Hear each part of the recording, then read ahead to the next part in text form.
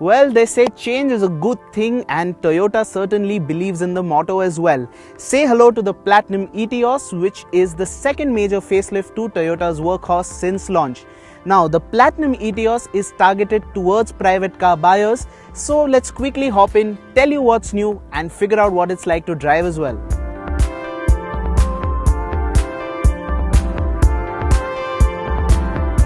The Platinum Etios is reserved for private car buyers only, so be rest assured that you won't see this car with a yellow number plate. And Toyota have given it a fair share of changes, both inside out, to give it that much needed dose of freshness.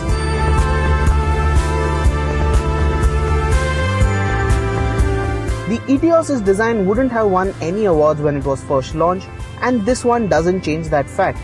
However, there are a few major updates to the exterior that instantly grab attention. For instance, there's a new bumper and a new grille as well. We particularly like the carbon fiber-like texture on the bumper and the conservative use of chrome. The side remains unchanged, carrying forward the same 15-inch alloy wheels as before, whereas the rear gets an updated bumper and yet another subtle dollop of chrome.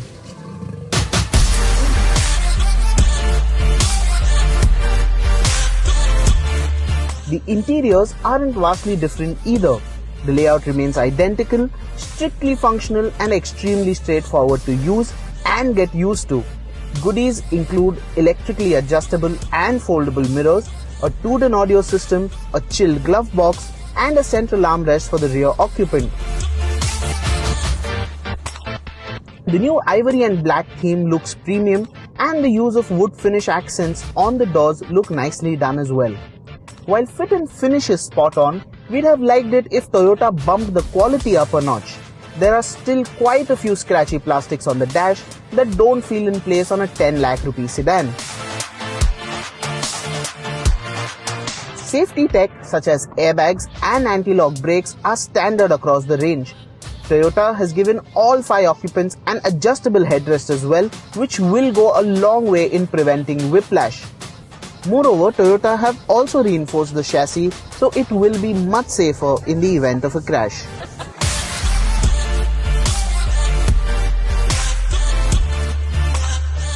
While the safety tech and the reinforced chassis is a welcome addition, there are quite a few missing features, especially when you compare it to, say, a modern compact sedan. There's no MID, there's no automatic climate control, there are no call controls on the steering wheel. But then it makes up for all of that by being thoroughly practical. There are a lot of thoughtful cubby holes all around the cabin, and the space in the rear is genuinely amongst the best there is this side of 10 lakhs.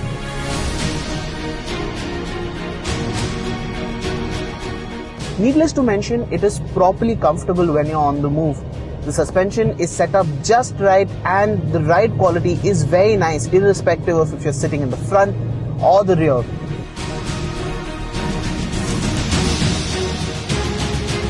Yes, the ride does get slightly floaty when you stray over 100 km an hour, but keep the weight of the right foot in check and you shouldn't have any issues whatsoever.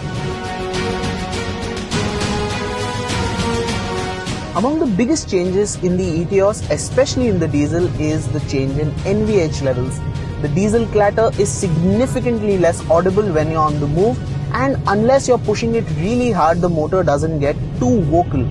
That said, the D4D diesel motor has been left untouched and it produces the same amount of power and torque as before. The clutch is light for a diesel, and driving the Etios in bumper-to-bumper traffic won't be much of a bother. The steering isn't as light as, say, a Hyundai, but it isn't too heavy either.